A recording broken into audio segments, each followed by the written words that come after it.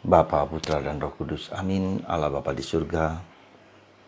Tidak jarang kami harus dihadapkan pada realitas konflik.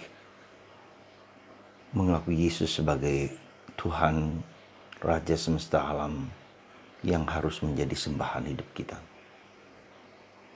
Kerap kali kami dituntut untuk berani mengakui Yesus dalam kehidupan kami. Bantu kami ya Tuhan supaya kami dengan tulus, jujur, penuh komitmen menjadikan Yesus Tuhan di atas segala sesuatu.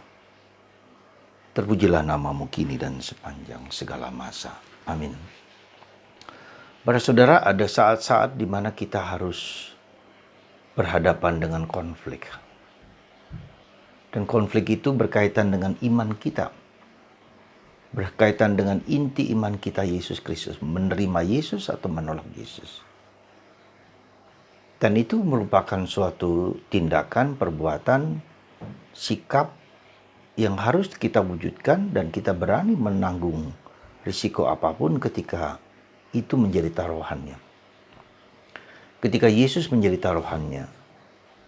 Dan itu terjadi dalam hidup kita sebagai pegawai pemerintah, sebagai orang yang bekerja di dalam perusahaan-perusahaan A dan B yang menuntut bila ingin mendapat posisi atau mendapat karier yang baik, harus melepaskan Yesus.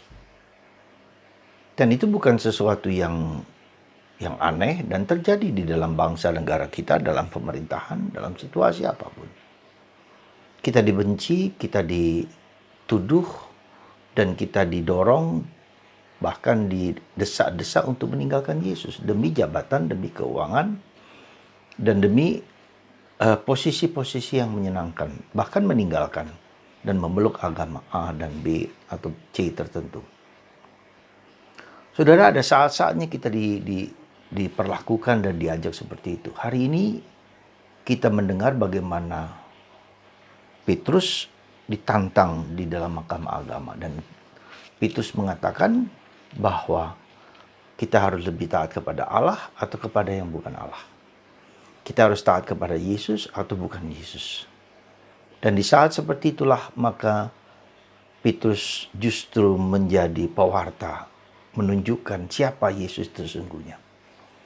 Dialah utusan Allah, dia yang berbicara atas nama Allah, dia berasal dari Allah, dia berasal dari atas, dari surga kepada kita manusia untuk mewartakan keselamatan, keabadian kepada manusia.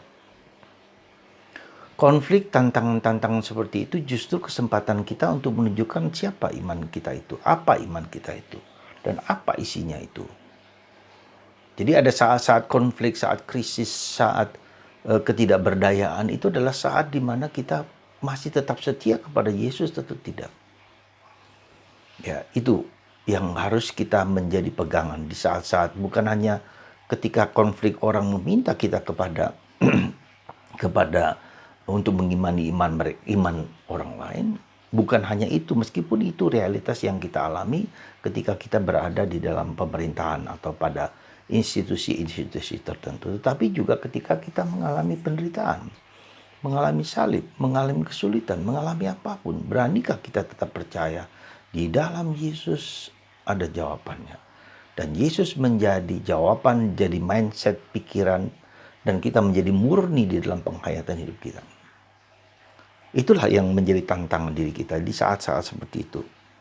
Beranikah kita berkata, aku harus lebih taat kepada Yesus daripada kepada siapapun. Dan aku harus lebih taat kepada Yesus meski mungkin hidupku, penderitaanku, kesulitanku tak terduga, tak terkira dalamnya. Dan itu pula menjadi tantangan kita untuk menjadi seperti Yesus, mengalami seperti Yesus, penderitaan seperti Yesus, kesulitan seperti Yesus. Kita bisa menemukan pengalaman-pengalaman yang tidak mudah dalam hidup kita.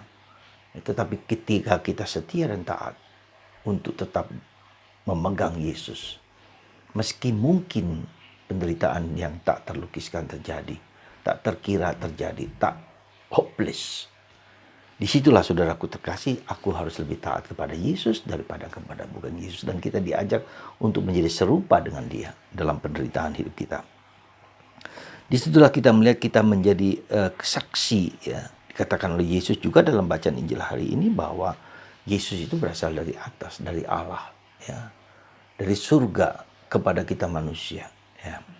Jadi Yesus bukan bicara tentang kemanusiaan dari bawah, tapi dari atas.